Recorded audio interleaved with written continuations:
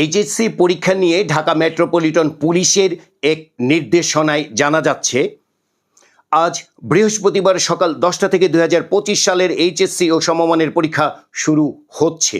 পরীক্ষার দিন শিক্ষার্থীদের হাতে যথেষ্ট সময় নিয়ে বাসা থেকে বের হওয়া সহ একগুচ্ছ নির্দেশনা দিয়েছে পুলিশ। ঢাকা মেট্রোপলিটন পুলিশের এক সংবাদ বিজ্ঞপ্তিতে বলা হয়েছে, এবার ঢাকায় 87টি কেন্দ্রে এইচএসসি ও সমমানের পরীক্ষা অনুষ্ঠিত হবে। ডিএমপি বলছে, যেসব শিক্ষার্থী ব্যক্তিগত যানবাহনে পরীক্ষা কেন্দ্রে আসবেন তারা পরীক্ষা কেন্দ্রের সম্মুখে নামার পরিবর্তে কম ব্যস্ত নিকটবর্তী স্থানে নেমে পরীক্ষা কেন্দ্রে হেঁটে আসবেন। পরীক্ষা শেষে ফেরার সময়ও কেন্দ্র থেকে হেঁটে গিয়ে নিকটবর্তী কম ব্যস্ত কোনো স্থান থেকে গাড়িতে উঠবেন। কোনো যানবাহন পরীক্ষা কেন্দ্রের নিকটবর্তী সড়কে পার্কিং করা রাখা যাবে না। পার্কিং করলে কঠোর আইনানুগ ব্যবস্থা গ্রহণ করা হবে বলেও হুঁশিয়ার করা হয়েছে। অভিভাবকদের পরীক্ষা কেন্দ্রের আশপাশের সড়কে অবস্থান না করার অনুরোধ জানিয়েছে ডিএমপি। তারা বলছে, অভিভাবকদের সড়কে অবস্থান করে যান চলাচল বিঘ্ন করা সড়ক পরিবহন আইন 2018 অনুযায়ী অর্থদণ্ডযোগ্য অপরাধ।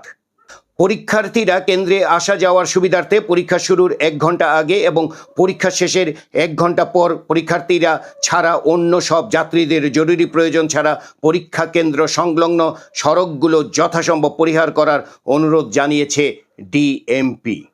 এইচএসসি পরীক্ষা উপলক্ষে মন্ত্রণালয়ের কন্ট্রোল রুম গঠন করা হয়েছে। আজ 26 জুন থেকে সারা দেশে একযোগে শুরু হচ্ছে 2025 সালের এইচএসসি ও সমমানের পরীক্ষা। এ উপলক্ষে শিক্ষা মন্ত্রণালয়ের মাধ্যমিক ও উচ্চশিক্ষা বিভাগ ও ঢাকা শিক্ষা বোর্ড কন্ট্রোল রুম খুলেছে।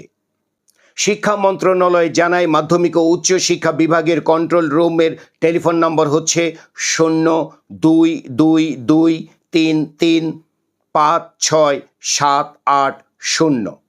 মোবাইল নাম্বার হচ্ছে 017777077705।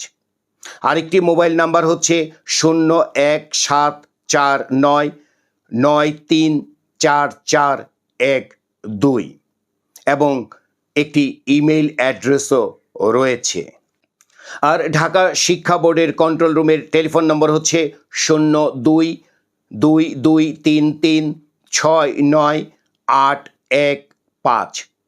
মোবাইল নাম্বার হচ্ছে ঢাকা শিক্ষা বোর্ডের কন্ট্রোল রুমের 0171499407 আরেকটি নাম্বার হচ্ছে 017561035152।